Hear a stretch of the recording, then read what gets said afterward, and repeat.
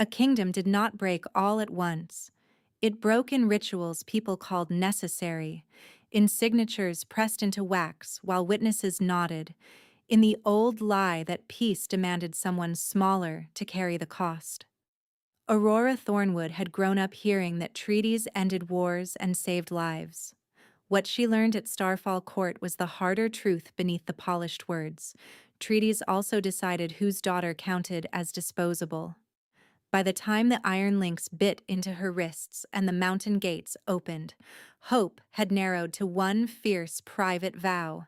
If they took her name, they would not take the last piece of her that could still refuse. The chain between her manacles clinked with each step as two Starfall guards marched her through a vaulted arch carved with wolves and crescent moons. Snowmelt ran in thin silver lines down black stone. Torches smoked in iron brackets, filling the entry hall with pine pitch and hot metal and wet wool from the soldiers crowding the ceremony floor. Her cloak had been removed before dawn. For inventory, her father's steward had said, and the spring wind found every bruise beneath the thin linen at her ribs. Noble houses lined the hall in ranked semicircles, jeweled pins bright at their throats, their curiosity thinly veiled as civility. At the far end rose the Starfall dais, all pale granite and gold-veined marble, with the Alpha King seated under the carved crest of his line. Nikolai Starfall looked younger than the stories, and harder than them too, broad-shouldered in dark leathers, expression cut from restraint. His gaze tracked her like a blade laid flat. Not striking, not soft, simply exact. "Present tribute," called the court herald. Her father stepped forward before the guards could force her lower. Lord Garrick Thornwood had polished his boots for the surrender ceremony. Aurora noticed that before anything else. Then she noticed he would not meet her eyes. He bowed toward the throne. "Under border accord, my house yields one daughter of noble blood as living surety." His voice carried cleanly to the rafters. "Aurora Thornwood is the least costly sacrifice." A murmur moved through the hall, quick and hungry. The words did not stun her. They clarified. Somewhere in her chest, a final expectation went quiet. The royal scribe unrolled a vellum strip long enough to brush the floor and read in a measured tone that transformed a life into clauses. By seal and witness, subject transferred from Thornwood claim to Starfall custody. Rights of lineage suspended. Rank protections null. Redress petitions barred under enemy statute. Designation entered as treaty property. He looked up. "Mark the record." A clerk pressed her thumb into black ink and forced it onto the ledger. The iron cuff scraped bone when she flinched. The wax seal came down with a hard snap that echoed like a door slamming shut. Aurora stood very still while scribes wrote away what remained of her legal self. She had expected grief to break over her in visible waves, but what came felt colder and more useful. "I am still here. I am still inside this body. I can choose one thing, then the next thing, then the next. Do not cry for people who traded you. Do not beg where begging feeds them. Breathe in. Count the torch brackets. 7 left, 6 right, 1 behind the throne. Keep counting. Stay standing." When the ceremony ended, she was escorted to the tribute wing, a converted barracks built against the inner wall. The room assigned to her held 3 narrow cots, 2 cracked basins, and 1 barred window so high she could only see a square of cloud. Another young woman sat on the nearest bed, knees pulled up, wrists ringed in healed scars where old restraints had rubbed. She offered Aurora a tin cup of broth without speaking. Aurora shook her head. By evening she had refused food twice, and water once. A healer came, all efficient hands and neutral eyes, and asked to inspect her ribs. Aurora turned her shoulder to the wall, not from pride, not even from mistrust alone, but because every kindness today had been preceded by someone naming a price. Near midnight the lock turned. Boots stopped outside the threshold. The guards straightened, then stepped back in a synchronized movement that only happened for one person. Nikolai did not enter. He stood in the doorway, one hand on the frame as if to prove he would cross only if invited. In torchlight, his eyes were dark amber, watchful rather than predatory, and she hated that she could read discipline there. She wanted contempt. Contempt was easier. "Do you require a physician?" he asked, voice low enough that the other women would not wake. "Or safer quarters for the night?" Aurora sat up slowly, chain links shifting over blanket wool. "I require nothing from you." His expression did not change, but the muscles at his jaw tightened once. "Nothing is still an answer." "Good," she said. "Then hear the rest. I do not need your mercy, your shelter, or your claim. I am here because men with titles failed at war and paid with daughters. Do not dress that in honor." For a heartbeat, the corridor went very quiet. The king inclined his head, almost formal. "Sleep if you can, Aurora Thornwood." "According to your records," she said, "that name is gone." He held her gaze another second, then withdrew and closed the door with deliberate care, as if noise itself might bruise. She did not sleep. She listened to changing watches, to muttered jokes outside, to one of the girls sobbing quietly into her blanket until dawn thinned the dark. She watched breath plume in the cold and kept her face turned toward the wall so no one could mistake stillness for surrender. At first light, a bell sounded from the central court, 3 sharp strikes that summoned tribute units for inspection. The women were ordered into a narrow corridor lined with iron hooks and inventory boards. A captain with scarred knuckles read names from a slate. "Leora Vance, discipline rotation." The girl beside Aurora jerked as if struck. Leora could not have been more than 19. Small, all sharp elbows and frightened eyes. "Please," she whispered. "I cleaned the lower kitchens. I did not miss duty." "Discipline," the captain repeated, bored. 2 guards moved in, gripping her upper arms. Aurora felt the corridor tilt, not from fear, but from recognition. She had seen this script before in Thornwood storerooms and winter camps. Make punishment public. Keep it vague. Let uncertainty do half the work. Leora's heel scraped stone as they dragged her toward the yard door. No one moved. A year from now, she thought, I become one of the women who stare at the floor while another is taken. A month from now. A week. If I swallow this once, I swallow it forever. She stepped into their path. "Take me instead," Aurora said.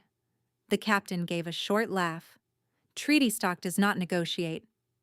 "Then mark this as insubordination," she snapped, and shoved his arm away from Leora. The corridor exploded into motion. A guard lunged for Aurora's chain. She twisted, drove her shoulder forward, and slammed him into the wall hard enough to rattle the hooks. Someone shouted for restraint teams. Leora stumbled free, pressed against the stones, shaking. Aurora ran, not toward the outer gate. She had mapped enough of the compound to know she would never clear 2 checkpoints in chains. She ran toward noise, toward witnesses, toward the central hall, where power liked to pretend it was lawful. Her bare soles slapped cold flagstone. Bells kept ringing overhead. Behind her came boot thunder, curses, the snap of command. She hit the turn into the great hall at speed and skidded on polished marble. Courtiers scattered from the center aisle in a rustle of silks and alarm. At the top of the dais, Nikolai was already standing. "Stop her!" barked one of the captains. Aurora reached for a fallen ceremonial spear from the wall rack, intending nothing graceful, only to hold a line long enough to force someone to hear her. She got one hand on the shaft before fingers like forged iron closed around her wrist. Nikolai's grip should have been simple restraint. Instead, heat tore up her arm in a blinding surge, molten and bright, as if moonlight itself had been poured through her bones. Her lungs locked. The world narrowed to contact point, pulse, scent, cedar, steel. Then something changed. His scent opened into rain on dry earth, hearth smoke, winter wool warmed beside a fire, every version of home she had ever watched through someone else's window. A beat struck behind her sternum, hard and steady, and it was not hers alone. It matched his, rhythm folding into rhythm until her knees threatened to give. Across from her, Nikolai went rigid. Amber bled brighter in his irises, then flared to molten gold. When he spoke, the sound carried a rougher undertone, ancient and unmistakable, the wolf surfacing through human command. Stand down. Every dominant male in the hall dropped his gaze at once. Not one argued. Aurora stared at the hand holding her wrist and understood, with a terror deeper than chains, what her body had recognized before her mind allowed it. Mate. Here. Him. The king whose law had stripped her bare. The male she could least afford to trust and least endure losing. Rage and hunger and dread collided so violently she could barely parse where one ended and the next began. Nikolai loosened his grip but did not release her completely, as if he feared she would fall. His voice, when it came again, was quieter and entirely his own. Who ordered discipline on tribute without tribunal notation? The captain from the corridor forced a bow from the hall entrance, breathless from the chase. Routine correction, Your Majesty. Correction requires cause, record, and witness. Gold still lit Nikolai's eyes like banked fire. You had none. Aurora found her voice through the pounding in her chest. He chose Leora Vance for display. No charge. No hearing. Silence spread, heavy and attentive. This was no longer a corridor abuse hidden by routine. This was testimony in open court. Nikolai released her wrist and turned to his seneschal. Bring the tribute register. Bring the night watch logs. Seal the corridor until inquiry is complete. Then he looked back at Aurora, and the hall seemed to brace around the space between them. You placed yourself under my judgment, he said. She lifted her chin, chain hanging from her bruised wrists like a challenge. I placed your court under witness. For the first time that morning, something like fierce approval crossed his face. So you did. So you did. The words should have sounded like victory. Instead, they landed in Aurora like a fresh strike, because the hand that had held her still seemed to burn at her wrist, and every nerve in her body had become a listening wire tuned to one male on one dais in one hall that suddenly felt too small to contain what had just happened. The seneschal arrived at a near run, gray braids coming loose, two scribes behind her with the tribute register and a lockbox of sealed watch logs. Nikolai did not sit. He remained at floor level, an arm's length from Aurora, close enough to steady her if she swayed, and far enough to honor the line she had drawn. Around them, nobles watched in silence that carried calculation as much as shock. The captain who had ordered Leora dragged forward stood rigid at the hall threshold, face gone pale under weathered skin. Read the last 6 entries for discipline rotation, Nikolai said. The seneschal wet her thumb, turned pages, and frowned. There are no discipline notations for tribute intake this morning. Night watch addendum? None filed. Nikolai's gaze shifted to the captain. Name. Captain Oren Vale, Your Majesty.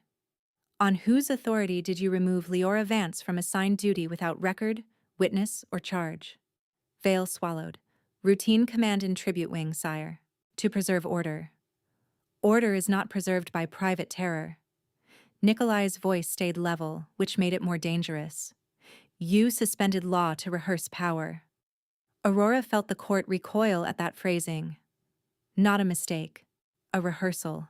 Intent named aloud. The captain dropped to one knee. Mercy, sire, I misjudged. You will have tribunal before dusk. Until then, stripped of command and confined under guard. He looked to 2 royal wardens. Remove him. Bootsteps echoed. Vale was taken out without further protest, though his eyes cut once toward Aurora, hot with blame he no longer had rank to act on. The hall breathed again in uneven currents. Whispering started at the edges and died when Nikolai turned his head. By the time the second morning bell rolled through the high windows, the adrenaline that had kept Aurora upright began to leak from her muscles. Her ribs ached with each breath. Her shackled hands trembled, tiny betraying movements she tried to hide by curling her fingers around the chain. She hated that he saw anyway. He gestured to a page. "Bring Leora Vance to the Eastern waiting room with food and a sworn escort. No one touches tribute without written order and witness sigil. That applies to every rank in this court. Speak it through the barracks." The page bowed and fled. Nikolai turned back to Aurora. "You are injured." "I am standing." "Barely." She almost laughed at the bluntness of it, though no humor came. "You want gratitude now?" "I want accuracy." His jaw tightened, then eased. "You protected someone this court failed to protect. That matters." She looked past him toward the ranked nobles, silk and fur and polished metal, all of them pretending they had always believed in restraint because the king had spoken first. "It matters because you are watching. Today, yes. A beat. Tomorrow, if I do this correctly, it will matter because everyone else will fear what happens when law is broken." The bond pulsed again, low and insistent, and Aurora had to clamp her teeth to keep from making any sound at all. The sensation was not pain, not exactly. It was recognition with teeth. "I am still in danger. I am still in chains. I do not care what my body says when he is near. Need is not trust. Heat is not safety. You have survived by naming things clearly. Hunger, cold, debt, contempt. Name this too. Bond. Not blessing. Bond. A tether can steady you or strangle you. Decide later which it is. Decide with your eyes open. Do not give him your fear dressed as faith. Do not give him your loyalty because your pulse stumbles when he breathes. Breathe anyway. Count anyway. Stay inside yourself, even if every instinct keeps turning toward him like he is north and you are a needle. When she lifted her gaze, he was watching her with an expression that held too much understanding for comfort. "Where is your physician?" she asked, forcing steel into the question. "The one who tends tribute and pretends bruises are weather." Nikolai did not glance toward his healer's gallery. "Waiting outside this hall under my order. If you consent, she will examine your ribs in a private chamber with 2 female guards present and the door open. I will not enter." The offer was precise, almost procedural, and therefore somehow harder to dismiss than kindness. Aurora stared at him for a long second. "And if I refuse?" "You refuse." No argument, no pressure. The court heard that too. A rustle moved through the lower tiers as one noblewoman stepped half a pace forward, lips curved in polite disdain. Lady Anastasia Ashford, if Aurora remembered the house pin correctly. Silver hawk over black stone, old blood and older ambition. Her voice carried just enough. "Your Majesty, with respect, treaty property is not customarily granted audience terms." Nikolai's head turned slowly. "Then custom is revised." Anastasia inclined her head, smile fixed, eyes cold. "As you wish." Aurora marked the look Anastasia gave her then, the quick inventory of weakness, leverage, and social appetite. Not fury. Strategy. A promise written without words. Nikolai faced Aurora again. "Come." It was not a command this time, more an offered vector through the room's pressure. Aurora moved because staying at the center of that hall meant becoming spectacle. He walked beside her down the central aisle instead of ahead. The chain between her wrists chimed softly against each step, and she felt every stare like sleet on skin. Courtiers bowed to him, then hesitated over what she was. Prisoner, mate, political threat. None of their categories settled cleanly. At the side arch, A young guard she had not seen before lowered his gaze and shifted aside with a hand to his heart, the old sign of respect usually reserved for ranked kin. The gesture was small, almost furtive, but it cracked something rigid in her chest. Not trust, not yet, but a hairline fracture in certainty that all of this place was one shape. The corridor beyond the hall was colder, quieter, lined with narrow windows that cut the mountain light into white bars across black stone. Aurora's exhaustion surged all at once. She reached out, fingers catching the wall before her knees could fold. Nikolai halted instantly. "Do not touch me," she said, breath ragged. He held both hands where she could see them. "I hear you." She nodded once, ashamed of the relief that answer brought. A healer in deep blue stood at the end of the corridor with a satchel and lowered eyes. Two female wardens took position by an open chamber door exactly as promised. Nikolai stopped outside the threshold. "Inside," he said to Aurora, "I will be here." She turned on him, anger returning because anger was easier to carry than trembling. "Do not mistake what happened in that hall for devotion. Whatever this bond is, it does not erase what your law did to me." His breath caught, sharp enough she heard it. For the first time since she had seen him, uncertainty flickered across his face. "I would distrust you if it did." The honesty of that answer disarmed her more than persuasion would have. She entered the chamber. The healer introduced herself as Mara Veilacrest, hands steady, voice plain.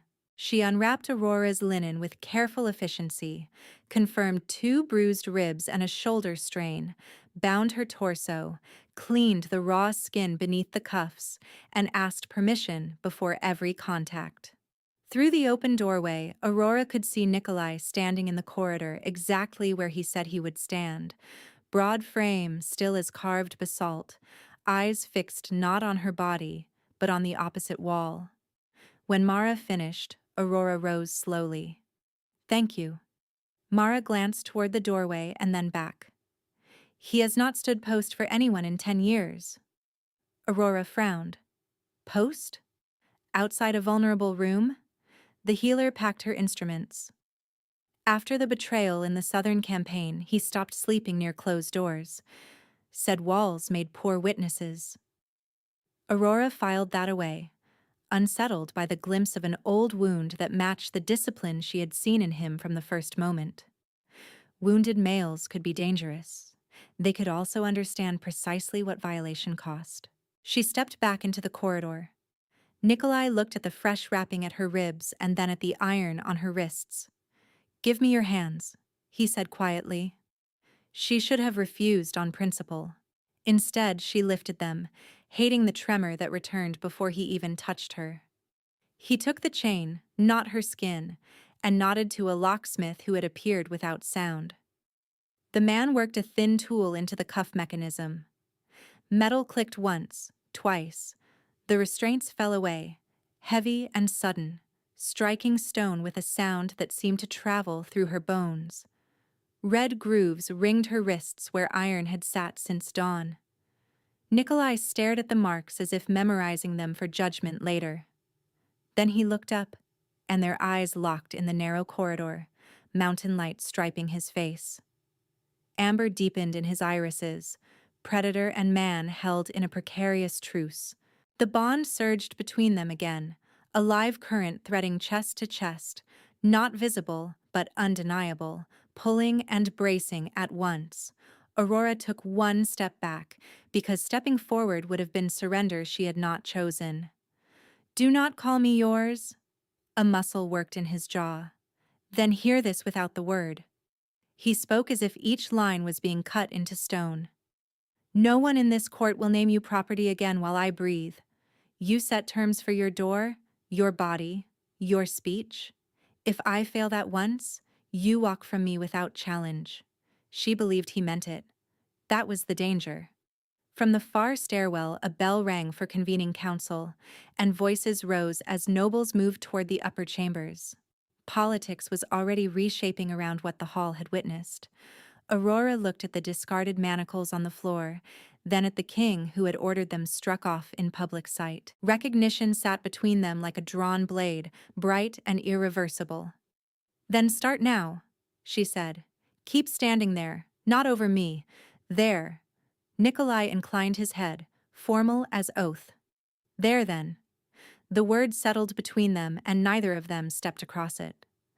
Boots sounded at the far end of the corridor. The seneschal came into view with a slate in her hand, saw the dropped manacles, and stopped just short of bowing. "Your Majesty, council waits. Tribute wing assignments also require immediate revision after Captain Vale's removal." Nikolai did not look away from Aurora. "Revision now. She is moved from tribute barracks." The seneschal's brows rose despite herself. "To which holding ward?" Aurora answered before he could. "Not a cell dressed as courtesy." Nikolai inclined his head once, accepting the strike. "To the North Tower guest suite, 7th level. 2 female royal guards on her door each watch. No household staff entry without her spoken permission and a written log. Keys held by the captain of the Crown Wardens and by Aurora alone." The seneschal looked between them, recalculating the structure of an entire wing. "As ordered." Aurora stared at him. "You expect me to thank you for moving me from one cage to another? I expect you to survive long enough to choose what comes next." His gaze sharpened. "Anastasia already tested boundaries in public. Others will do worse in private if you remain where the tribute are treated as inventory." He turned to the seneschal again. "Record this in council minutes. She is under crown protection, and any interference with her quarters is interference with me." That, Aurora noticed, was not mercy language. It was enforcement language. They walked in silence through a stairwell cut into the mountain's inner face. The air cooled as they climbed, carrying the mineral scent of wet stone and old mortar. Narrow windows showed the valley in broken slices, pines bent by wind, training yards below, the silver thread of river beyond the outer wall. Aurora's legs shook by the 5th landing, and pride was a poor brace against fatigue. Nikolai adjusted his pace without comment until they reached a heavy oak door banded in iron. He stopped a measured distance away and nodded to the locksmith. A new key was turned, tested, then placed on Nikolai's palm. He extended it toward Aurora without crossing the threshold. "Your room," he said. "You lock it. You open it. If I need to speak with you, I do it from the corridor unless invited in." She took the key slowly, studying him for the catch she still believed must be hidden somewhere in the offer. "Why?" The answer came without hesitation. "Because power without limits becomes the same violence wearing cleaner clothes." The line hit her harder than any promise of devotion could have. She unlocked the door and stepped inside. The suite was plain by royal standards but almost indecently spacious after the barracks. One bed with a carved headboard, a hearth already laid with wood, a washstand, 2 armchairs near a narrow balcony, and a writing table with fresh parchment. No bars on the windows, only thick glass and storm latches. Someone had removed the decorative mirror from above the mantel, leaving the wall bare, deliberate. No reflective trap, no audience for old bruises. She turned back. "I did not invite this." "No," he said. "You forced me to choose what kind of king I am under witness." For one suspended moment she thought he would step inside to continue, and every muscle in her body drew tight. He noticed instantly and stopped himself before the threshold. "I will send Mara with fresh binding strips and pain tincture," he said. "Door remains open while she works. I remain in the corridor." He stepped back and pulled the door almost closed, leaving a hand's width of space until she chose otherwise. Aurora stood in the center of the room with the key in her fist and listened to his retreating boots stop just beyond sightline, as if he had posted himself there. The healer came, did exactly what he said she would do, and left. When dusk drained the valley light from the windows, Aurora finally turned the key and sat on the floor with her back to the door, daggerless and raw and too alert to sleep. Night deepened. The court quieted in waves, distant laughter from lower halls, then muted footsteps, then the shift change call from the watchtower. Through the wood at her spine, she could feel the faint vibration of someone breathing on the other side, not pacing, not leaning in, just present. She told herself it was strategy, this visible restraint. A king did nothing without purpose, yet purpose did not explain the stillness, the refusal to press, the absence of demand after the bond had struck in front of half the realm. Her body remained a storm map of contradictions. Fear stayed. Anger stayed. But under both, a new and far more frightening sensation began to gather. The possibility that she might not be fighting the same battle she had prepared for all her life. I know this pattern, she thought, forehead against her knees. First they soften the room, then they name the debt. First comfort, then compliance. I survived by refusing sequence. Refuse this one too. And yet he waited outside an open door while another woman touched my bruises. He broke the iron himself. He asked where I drew the line and stood on his side of it. If this is manipulation, it is the most patient kind, designed for long winters. If it is not, then I have to relearn what safety feels like, and that might be harder than fear. Fear is familiar. Safety asks things of you. Safety asks you to uncurl your hands. She slept in scraps, waking to the scrape of boots each time the guards changed. Each time the same low male voice confirmed the watch rotation. Each time he remained. By the second night, rumor had reached even the upper tower. The Alpha King was sleeping on stone outside a locked door like a penitent sentinel, and no one knew whether to call it scandal, strategy, or reverence. Aurora learned it because a maid whispered it by accident when delivering clean linens, then turned white and apologized as if she had committed treason by naming what everyone could already see. On the third evening, a tray arrived just after moonrise. Aurora approached it cautiously, expecting rich court dishes meant to flatter and disarm. Instead, she found a heel of dense barley bread, still warm, rough-crusted and dark with toasted grain, a bowl of lentils with onion, salted butter wrapped in cloth. Village food. Hunger made her dizzy. A folded note lay under the plate, written in a firm hand she recognized from the council records. You said nothing of fear. Tell me one thing you miss. She stared at the words until they blurred, then tore the note in half on principle and ate every crumb anyway. When she opened the door to return the tray, Nikolai was there, seated against the opposite wall in shirt sleeves, forearms resting on his knees. No crown, no attendance, no performance left for an audience. He rose immediately, but did not come closer. You asked my guards to check the kitchen stores for coarse barley, he said. I did not ask your guards anything. Mara did. A corner of his mouth moved, not quite a smile. She ignores rank when she thinks someone is being stubborn on purpose. Aurora almost said she disliked being observed through intermediaries. Instead, she heard herself ask, Do kings usually run bread inventories at midnight? Only when they are trying not to force what cannot be forced. The bond tightened between them, a low pull beneath her ribs. She hated how easily silence with him filled, rather than frayed. She noticed then what he carried at his belt. A narrow dagger in a plain leather sheath. He unfastened it slowly, then dropped to one knee so she would not have to look up at him. Holding the weapon by the blade wrap, he offered her the hilt first. You flinch when anyone reaches without warning, he said. Keep this.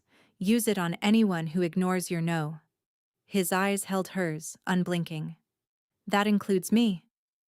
Aurora did not take it at once. Why kneel?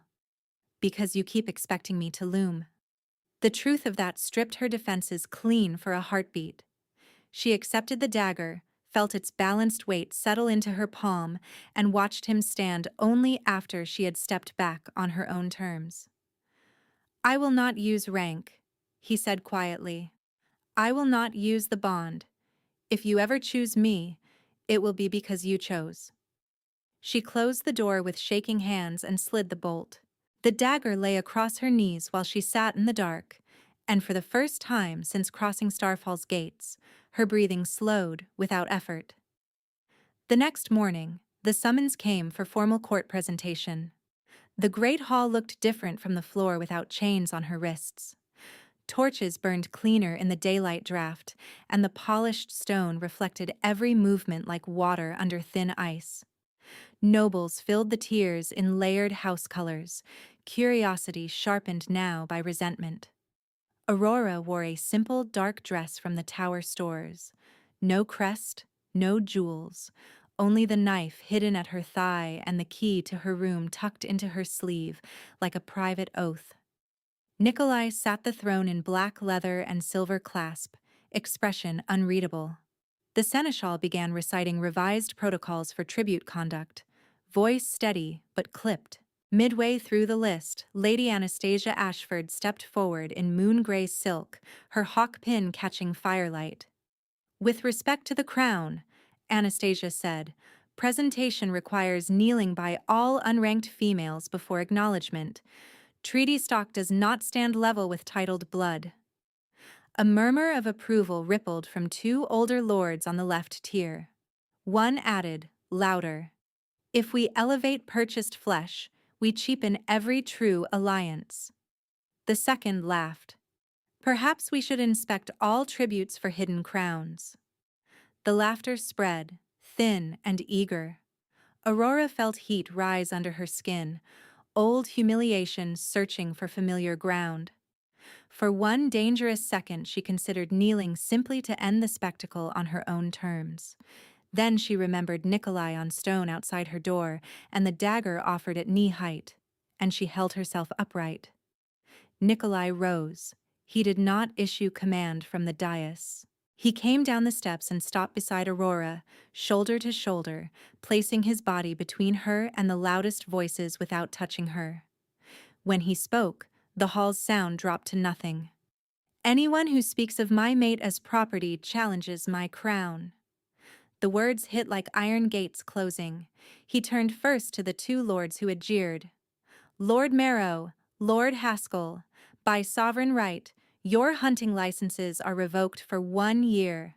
All forest claims are suspended pending conduct review. You will fund grain shipments to the lower valley from your winter reserves as restitution for contempt of crown law. Both men blanched.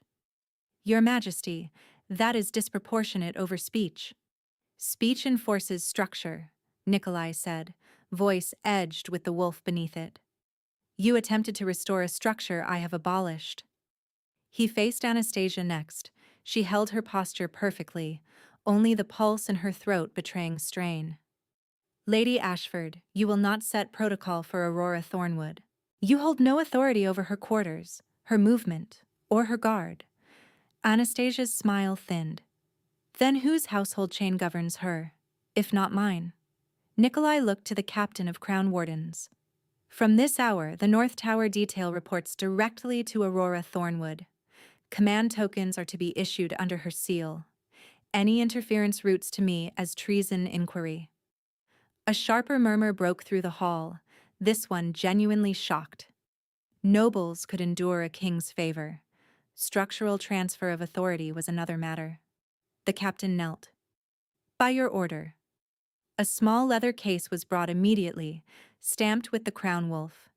Inside lay 3 brass command tokens and a signet ring engraved with the Tower Ward mark, not decorative, but administrative. The captain presented them to Aurora with both hands. She took the tokens automatically, stunned by the weight of what had just shifted. Protection was one thing, jurisdiction was another. Nikolai was not shielding her from humiliation alone. He was cutting the machinery that produced it and placing part of that machinery in her hands. Anastasia dipped into a precise bow that conveyed obedience while promising future war. How modern of us. Nikolai did not even glance at her. How lawful of us. When proceedings resumed, the hall kept its silence. No one said treaty stock again. After dismissal, courtiers peeled away in tense clusters, already recalculating alliances. Aurora remained where she was, command tokens pressing crescents into her palm. Nikolai turned toward her, waiting rather than closing distance. "Well," he said, low enough that only she could hear. "Did I stand there?" She looked at him for a long moment, then gave the smallest nod she could manage without breaking open. "You did." It was not surrender. It was the first stone laid where a bridge might someday hold. It was not surrender. It was the first stone laid where a bridge might someday hold, and Aurora felt the strain of standing on it long before she trusted it to bear her weight. Nobles streamed past in tight knots, whispering behind jeweled hands, but Lady Anastasia Ashford did not leave with them. She remained near the base of the dais, posture immaculate, as if the rebuke she had just received were merely an awkward seating error. When the crowd thinned, she crossed the polished floor toward Aurora with a measured smile that never touched her eyes. "My apologies for the roughness of court custom," Anastasia said, voice silk over wire. "Starfall has always prized order, and order can look cruel to those newly arrived." Aurora closed her fingers around the brass tokens until their edges pressed her skin. Order and cruelty often share a tailor. Anastasia's expression held. "You are quick. The court will admire that, briefly. Then it will test whether you are also durable." She tilted her head toward Nikolai, who had been stopped halfway up the steps by 3 counselors with war ledgers in hand. "He is strongest in battle. Governance bores him unless there is a fire to put out. Those of us who keep the realm running have long memories and longer routines." "Is this advice?" "It is mercy." Anastasia leaned in just enough that only Aurora could hear. "Do not mistake one public correction for permanent shelter. Kings make statements. Courts make outcomes." She stepped back and dipped into a flawless curtsy for Nikolai as he turned, then swept from the hall without haste, silver hawk pin bright against moon-gray silk. Aurora watched her go and understood the crux with chilling clarity. Anastasia did not need claws in the open to destroy her. She needed procedure, rumor, and enough witnesses willing to call malice tradition. Nikolai reached Aurora a moment later, tension visible along his shoulders from whatever had passed with the counselors. What did she say? The same thing every strategist says before laying a trap. She called it mercy. Aurora lifted the tokens. "Do these grant command only in the tower, or can I inspect wing logs without requesting permission from Ashford's staff?" His attention sharpened. "You can inspect any guard ledger tied to your security. Why?" Because she did not sound surprised. She sounded prepared. He studied her face for a long beat, then nodded once. "Come to the records chamber after evening meal. I will clear access." He did not touch her, yet the bond tightened anyway, a warm pull beneath her ribs that unsettled her more each time it answered him unbidden.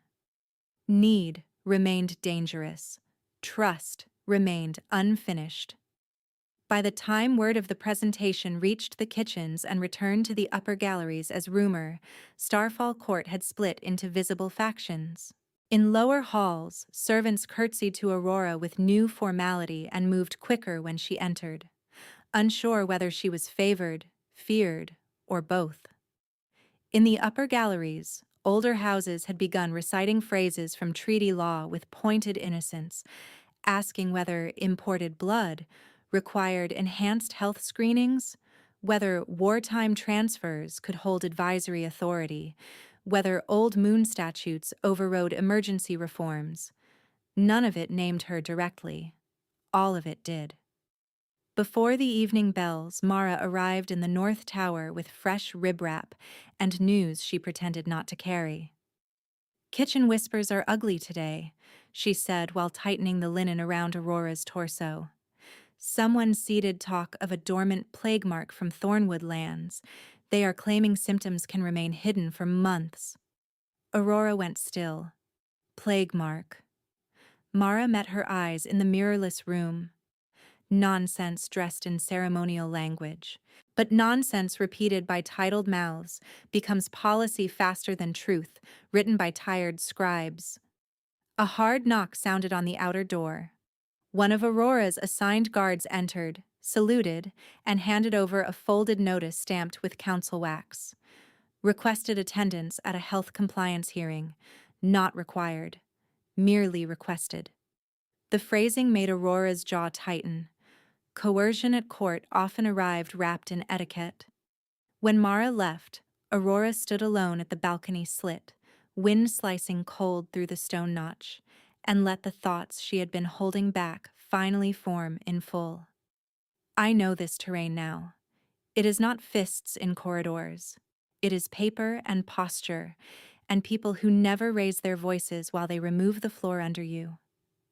I can feel him trying to build guardrails around me, and I can feel myself leaning toward them when I am tired. That is the danger and the relief. I want his steadiness. I resent needing it. I want to stand beside him because he has stood where I told him to stand, and I am furious that my pulse quiets when he is near. If they cannot break me with force, they will try shame, then contagion, then law. They will make me defend my right to breathe in every room. Good. Let them bring witnesses. I am done disappearing in corners where no one writes down what was done. That evening, the records chamber smelled of lamp oil, leather bindings, and damp wool from guards coming off the wall walk. Nikolai stood at the long oak table when she entered. Sleeves rolled, crown absent, a spread of ledgers open before him. Amber lit beneath his irises as he looked up, and the pull between them answered like a quiet chord struck in the same place in both chests. I pulled wing access logs for 10 days, he said. Also steward authorizations tied to Ashford household roots. Aurora moved to the opposite side of the table, grateful for the wood between them. What did you find? Two things that should not coexist. He tapped a line in red ink. Anastasia's chief steward signed delivery rights into your floor under ceremonial exemption. Same day, a separate memo from my office revoked all non-essential staff from your corridor. The revocation is authentic. The exemption is not. Forgery? Likely copy seal overlay. His mouth hardened, sophisticated enough to pass a tired night clerk. Aurora scanned further down the page and found a second anomaly. Grain convoy delays flagged at the Southern Pass. 3 separate shipments marked weather held despite clear sky reports from Ridge Scouts. Destination codes resolved in the margin to Thornwood-adjacent villages. She is choking relief routes, Aurora said, voice low. Then she will blame starvation on my influence. Nikolai's hands flattened on the table, knuckles whitening once before he forced them to ease. I sent riders at dusk to confirm. If this is deliberate interference, I will strip captains by dawn. The violence in that promise was administrative, absolute, and for a brief, dangerous moment she loved him for understanding that cruelty often lived in supply lines, not battlefields. The realization hit her hard enough that she stepped back from the table as if distance could cool it. He noticed. I will not move without telling you. I know. She hated how much she meant it. That is not what I am stepping back from. A shadow of grief passed across his face, then discipline closed over it. Then we work. They worked until moonrise, tracing signatures, comparing wax impressions, identifying which scribes had access to archival treaty clauses. One name repeated in the margins with unusual frequency: Corvin Hale, junior legal copyist assigned temporarily to Ashford household petitions. Aurora marked it and tucked the scrap into her sleeve. When they left the chamber, Anastasia stood at the end of the corridor as if she had drifted there by chance, speaking softly with an elderly council elder. She broke off as Aurora approached and offered a courteous incline of the head. Your Grace, Anastasia said, testing the title she had not used once in public. Aurora did not slow. Lady Ashford. Behind her, she heard Anastasia resume in a tone meant to carry just far enough. Moon law has protected this realm for centuries. It would be tragic to abandon safeguards because of personal attachment. The elder murmured agreement. Real danger had moved from implication to apparatus. The strike came in the North Tower Solar, in full view of the household chain Anastasia had cultivated for years. Aurora had called for tea only because Mara insisted pain tincture worked better with food and heat. 2 tower guards checked the tray at the door, logged the server's name, and set the silver service on the low table by the hearth. Steam rose from the pot in thin white threads. Outside, rain tapped the narrow glass. Aurora poured for herself, lifted the cup, then stopped. A bitter green scent threaded beneath the mint and black leaf, faint but unmistakable after months in winter camps where hunters carried diluted wolfsbane paste for traps. Her instincts sharpened along her spine. She set the cup down untouched. "Do not drink," she said. Both guards drew closer. One took the cup, sniffed, and cursed under his breath. "Fetch Mara, now." The second guard had barely reached the door when it opened from the outside, and Lady Anastasia swept in with 2 council notaries and a pair of ceremonial wardens in moon cloaks. Surprise was painted expertly on her face. "What is this disturbance?" The guard held up the cup. "Possible wolfsbane contamination." The word dropped like a stone into deep water. Anastasia's hand flew to her throat, performance flawless. "In the king's own tower? Goddess preserve us. Seal the room." Aurora's heartbeat kicked hard, too quick, too ready. She looked from Anastasia to the notaries already unrolling tablets, to the wardens carrying ritual cords used for legal containment at formal inquiries. This was not spontaneous response. This was staging. Mara arrived breathless with a testing kit, ran the strip through the tea, and watched it stain dark at once. "Positive," she said, voice gone flat. "High concentration." One notary began writing before anyone else spoke. "Recorded. Prohibited toxin found in service intended for Aurora Thornwood, Crown-protected mate claimant." Anastasia turned to the wardens with sorrow sharpened into duty. Under Moon statute, attempted poisoning of a bonded royal constitutes sacrificial treason unless contamination source is proven external. Given active concerns regarding imported plague mark and divided allegiance, immediate tribunal review is required for realm stability. Aurora stared at her. "You planted this." Anastasia met her gaze without blinking. "Then you will have every chance to prove it, under oath, before the moon." Nikolai's steps thundered up the stairwell before anyone sent for him, drawn by command alerts from the tower guards. He entered like a storm contained in human skin, took in the cup, the tablets, the wardens, Anastasia, and went very still. "No one moves her," he said. One warden bowed stiffly. "Your Majesty, Moon statute compels detainment pending tribunal when royal bond security is compromised. Statute also grants sovereign suspension." Anastasia spoke softly, almost regretful. Suspension now would be read as admission that the bond has corrupted crown judgment. The houses are already gathering in the lower court. They are asking for a moon tribunal tonight. The political blade was perfectly placed. If he cancelled, she would call it proof. If he allowed it, Aurora would stand in a ritual court built to consume vulnerable women cleanly and call it balance. Nikolai turned to Aurora, fury and fear warring in his face. "I can end this with one order." Aurora looked at the darkened test strip in Mara's shaking hand, at the notaries, eager for history, at Anastasia's patient certainty that mercy could be reframed as guilt. The trap's architecture was complete. The only exit was through it, under witness, with evidence they did not yet have enough of. She lifted her chin. "Then do not end it. Open it." Nikolai's breath caught. "Aurora." "Convene the tribunal," she said, each word cut clean. Full witness circle.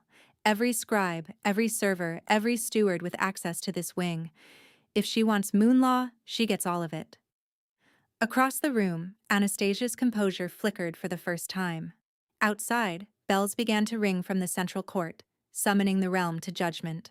The first bell had not finished echoing when ceremonial wardens moved toward Aurora, with moon cords lifted between their hands, pale rope threaded with silver charms meant to signal lawful custody, while feeling unnervingly like a leash. Nikolai stepped between them and her, voice low enough to shake the stone. "You touch her only if she orders it." One warden swallowed and bowed without lowering the cords. "Your Majesty, the houses demand ritual containment until charge review." "The houses can demand the moon," Nikolai said. "They still answer to law." Aurora looked at the corridor filling with witnesses, notaries, guards, and eager faces pretending concern. Anastasia stood just beyond the threshold, with impeccable grief arranged across her features, already speaking in murmurs to two council elders. The core tension sharpened in Aurora's mind with brutal clarity. If Nikolai crushed this by force, Anastasia would crown herself guardian of tradition. If Aurora entered their ritual unprepared, she would be buried under that same tradition and called a necessary loss. She lifted her bound hair off her neck, breathed once, and put her hand on Nikolai's forearm. "Move." His gaze snapped to hers. "No." "Yes." Her voice did not rise. "You said I walk if you fail my terms. Do not fail them now by deciding for me." For one taut heartbeat he stayed immovable, amber deepening in his eyes as the predator in him pressed against restraint. Then he stepped aside with visible effort, turning to flank her instead of blocking her. "Record this," Aurora said to the nearest notary. "I enter the tribunal by my own will, not under admission of guilt."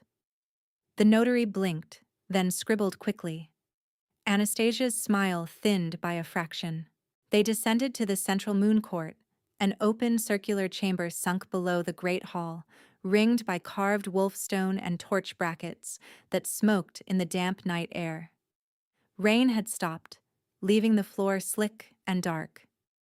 Nobles crowded the upper tiers in layered house colors, servants packed the back arches, guards stood in formal lines with halberds crossed. At the center rose the oath ring, a shallow groove of silver-inlaid stone where testimony became binding under moon law. By the 9th bell, every seat was full, and the noise had settled into the dangerous hush of people waiting to see whether justice would be real or merely decorative. The high adjudicator, Elder Soren, struck his staff once. Moon Tribunal convened under emergency petition, charge set, attempted poisoning of crown-bonded claimant, with suspicion of contagion and divided allegiance, preliminary custody recommendation pending. "Objection," Aurora said, stepping forward before he could continue. Heads turned as one. "You have read accusation as fact and motive as rumor. I invoke the right of witness." A rustle rippled through the tiers. Soren's lined face tightened. "The right of witness is rarely used. It is still law." She held up one of her brass command tokens so the torchlight caught the crown stamp. "I demand every treaty witness, serving hand, scribe, steward, and guard, with access to my wingstand under moon oath before recommendation is issued." Anastasia moved then, precise as a knife. "Your Majesty, this is obstruction through spectacle. The realm cannot be held hostage to procedural theater." Aurora turned to her. "You brought notaries and ritual wardens to my tea tray before the cup cooled. If this is theater, you built the stage." Murmurs rose, sharper now. Soren looked to Nikolai. "Crown position?" Nikolai did not sit the raised chair set for him. He remained at floor level beside the oath ring, hands behind his back, gaze fixed on the elder. "Grant the right." "Fully." Anastasia's composure stayed mostly intact, but Aurora saw her fingers tighten once over the jeweled pin at her collar. Witnesses were called in sequence, Tray server, kitchen steward, tower guards, corridor wardens, then Corvin Hale, the junior legal copyist Aurora had marked in the records chamber. Each stood in the silver groove, hand over heart, oath spoken to moon and crown. Mara submitted the wolfsbane test strip. The kitchen steward denied contamination at source.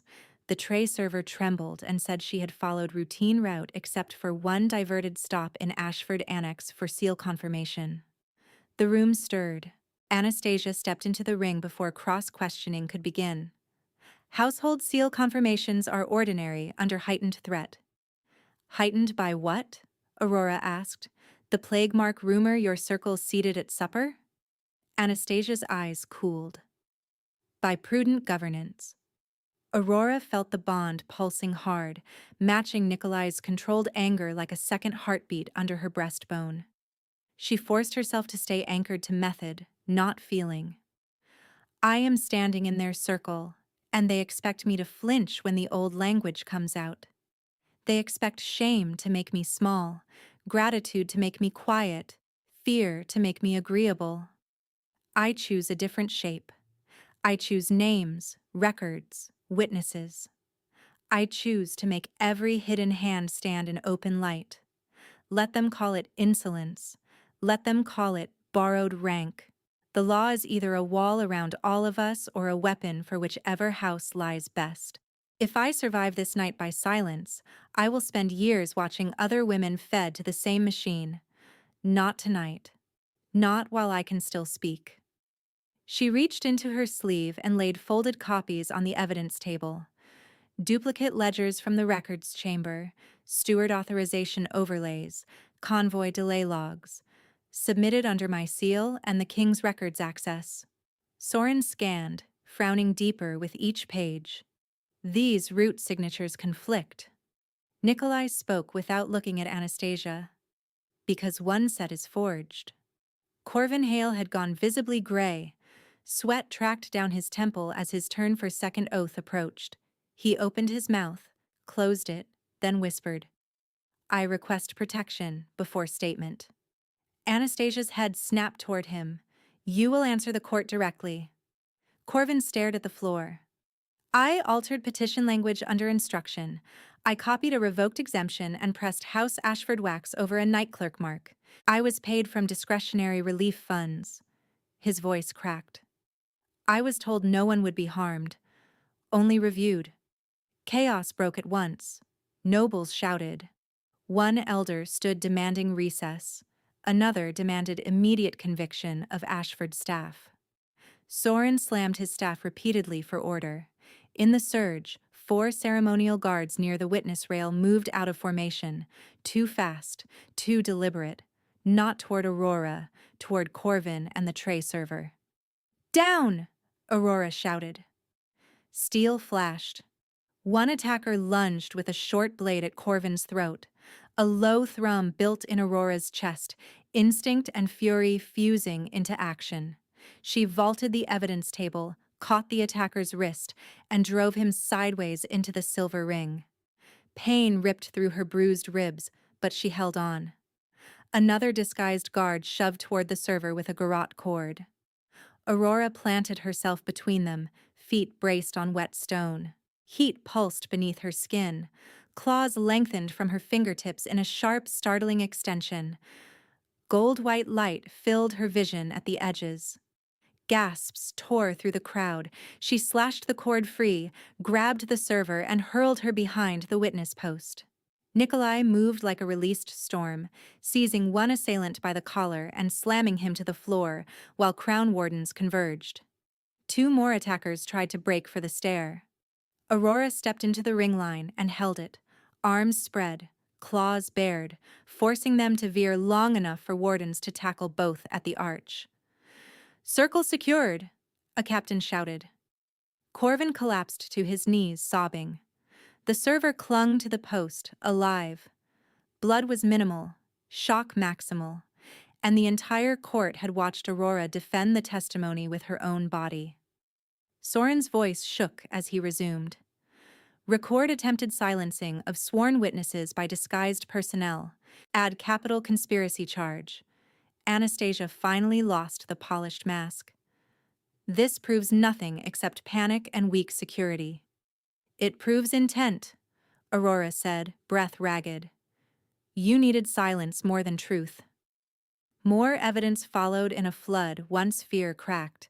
A border captain's written confession delivered mid-session by a rain-soaked rider, confirming grain convoys were delayed under Ashford pressure, payment slips tied to Corvin's account, steward logs matching the tea diversion. The framework Anastasia built through etiquette and rumor began to collapse under its own paperwork. Soren turned to Anastasia. Lady Ashford, do you contest the forgery and conspiracy findings under final oath? She stood very still.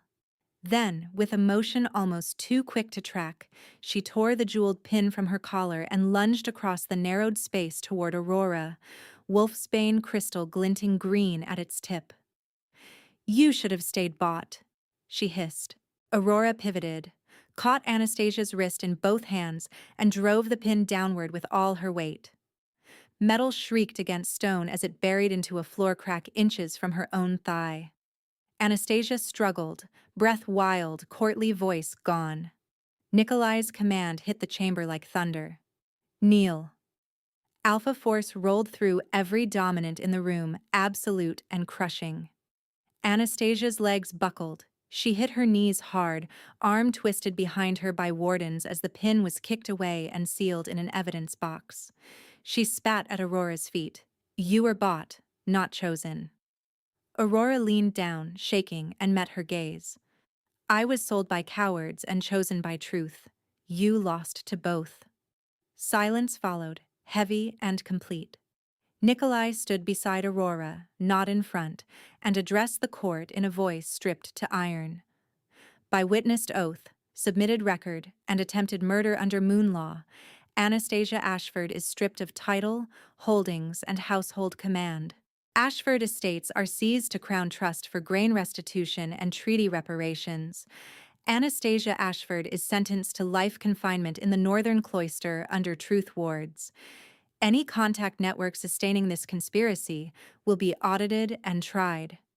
He looked to the wardens. Take her.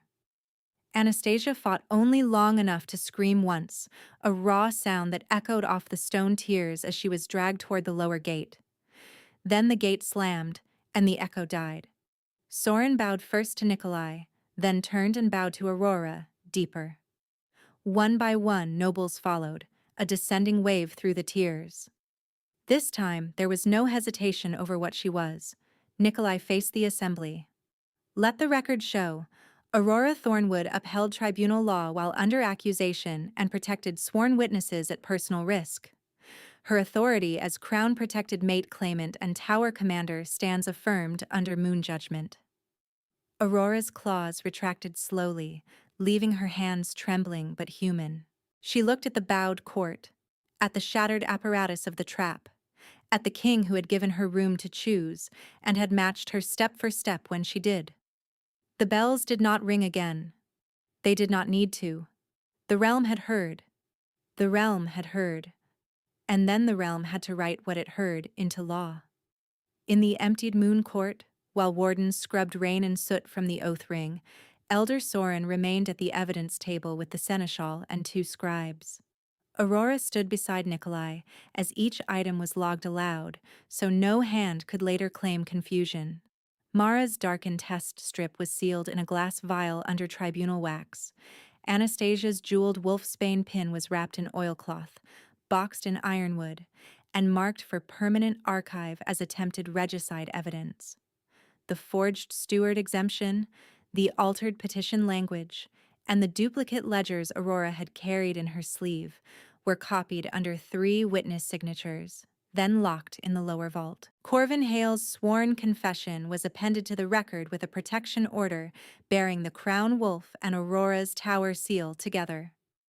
Captain Oren Vale's hearing concluded during the tribunal recess, Soren said, voice rough from hours of oath work. Abuse of command confirmed. Rank stripped, sent to labor watch in the eastern quarries under oversight rotation.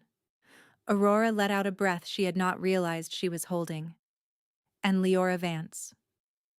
Relocated to protected service quarters, the seneschal answered. At her request, she joins the new witness staff until she chooses permanent placement. The old elder who had stood with Anastasia in the corridor was brought forward next, pale and shaking. Under oath, he admitted he had repeated her plague mark warning without proof and had accepted private dinners while petitions were pending. Soren censured him publicly, removed him from health adjudication, and entered in record that his unfinished warning in the corridor had been rumor, not evidence. No shadow claim remained unaddressed. By the time the last seal cooled, only 4 people remained in the chamber. Aurora, Nikolai, Soren, and Mara, packing her satchel with hands that still trembled from adrenaline. Soren inclined his head toward Aurora, formal and unflinching. Tonight you protected the law itself. I have lived long enough to know how rare that is. When he left, Nikolai did not speak at once. He looked at the ring of silver inlaid stone where she had stood and held the line, then turned to her with a vulnerability he had never shown in public. The moon altar is empty, he said quietly. No witnesses, no court. If you want distance, I give it. If you want this bond closed, I go with you now. Aurora felt the weight of exhaustion, of old fear, of new trust not yet simple but real enough to stand on. I want truth without audience, she said. Take me there. They climbed to the high altar above Starfall's inner wall, where wind moved clean off the mountain and moonlight silvered the carved stone wolves guarding the platform. No attendants waited. No torches burned. The sky had cleared to hard stars, and dawn was still a rumor below the ridge. Nikolai stopped at the altar edge and removed his weapons first, one by one, placing them on the step between them like an offering of restraint. Then he knelt, not as king, but as male, and bared the side of his neck where throat met shoulder. I choose you, he said, voice steady despite the shake in his breath. Not as debt, not as strategy, as my mate. If you choose me, mark me first. If you do not, I rise and we walk down as allies only. Aurora's pulse beat hard against her ribs. She stepped close enough to feel his warmth in the cold air and set her fingers under his jaw, giving him time to pull away. He did not move. I choose you, she whispered. Stand with me, not over me. Always. She bent and bit into the offered skin. The first sensation was sharp, a clean sting, then a flood of heat surged through her mouth and chest as if a locked gate had opened. Nikolai's hands gripped the altar edge, a low sound breaking from him. Not pain alone, but relief so fierce it bordered on grief. Golden threads flared between their sternums, visible in the moonlight for a breath like spun fire. Mine, he said against the wind, reverent rather than possessive. Yours, she answered, and the word did not feel like surrender. It felt like home, built in 2 directions. He rose only when she lifted her chin in invitation. Consent, he asked, eyes on hers. Yes. He cupped the back of her neck with deliberate gentleness and placed his mouth at the junction of her neck and shoulder. His bite was hot and precise, pain bright as lightning for one suspended instant, then transforming almost immediately into a deep, spreading warmth that moved through every place she had carried fear. The panic that had lived in her muscles since childhood loosened, not vanishing but unclenching, as if her body finally believed the promise her mind had interrogated for weeks. Mate. He breathed against her skin. The bond snapped fully into place, a lock finding its true key. Sensation streamed both ways. His disciplined fury, his old betrayal scar, his relentless protectiveness, all opening to her without disguise. Her hunger for belonging, her stubborn pride, her terror of dependence, all met without flinching. Nothing hidden, nothing forced. They leaned forehead to forehead, both shaking, breath mingling in white clouds under the moon. You never stand alone again, he whispered. She touched the fresh mark at his throat, then her own shoulder, and answered against his mouth. Then stand with me, not over me. He smiled, small and astonished, like a man learning peace in real time. With you.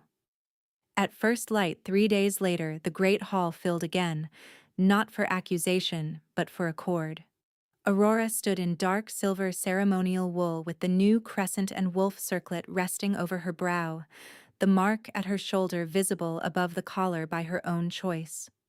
Nikolai stood at her side, crowned and armed, yet when the seneschal read domestic law reforms, he stepped back half a pace and let Aurora speak first. No living tribute, she said, voice carrying to the rafters. Not by war, debt, or ceremonial loophole. Shared border councils with equal votes from both territories. Grain right guarantees enforceable under Moon Law, with penalties drawn from noble reserves before peasant stores. All signed today. Lord Garrick Thornwood, summoned under truce witness, knelt in the lower tier and could not meet her eyes. She did not offer him absolution. She offered law. He signed with a shaking hand, and the clause-ending daughter levy for all Allied pacts took effect under his seal. Marrow and Haskell's confiscated stores were inventoried publicly. The first wagons rolled before noon under mixed escort from both realms. The rain-soaked rider who had brought the pass confession was promoted to route marshal on Aurora's recommendation. Corvin Hale, after full testimony, was sentenced to supervised archive service rather than cloister. His skill kept in public record work where falsification required 3 countersigns. The tray server entered palace witness protection with Leora, and by evening both had accepted posts in Aurora's new Reform Guard office, where every intake, punishment order, and transfer required dual verification. In the North Tower, Aurora returned to the suite that had once felt like a polished cage. She stood before the bare wall above the hearth where the mirror had been removed and chose not to replace it. In its place, she hung the first page of the rewritten treaty, framed behind plain glass, law where reflection used to live. By dusk, the palace gates opened. Families from tribute barracks and border villages crossed the threshold carrying bundles, infants, bread sacks, winter blankets. Children raced through torchlit corridors that had once echoed with boots and orders. Leora laughed for the first time Aurora had ever heard, breathless as she chased 2 little boys around a pillar while Mara pretended sternness and failed. When the eastern sky paled, Aurora and Nikolai stood hand in hand on the wall walk above Starfall Court. Below them, mixed patrols changed shift under one command roster. Beyond them, wagons moved toward the southern pass with grain flags flying. Around them, wolves from both packs lifted their voices to the dawn, one long, unbroken howl that rolled across stone, forest, and river, as if the mountain itself had decided to answer. Aurora listened to it with her marked shoulder warm, her mate beside her, and her name spoken openly by the realm that had once tried to erase it.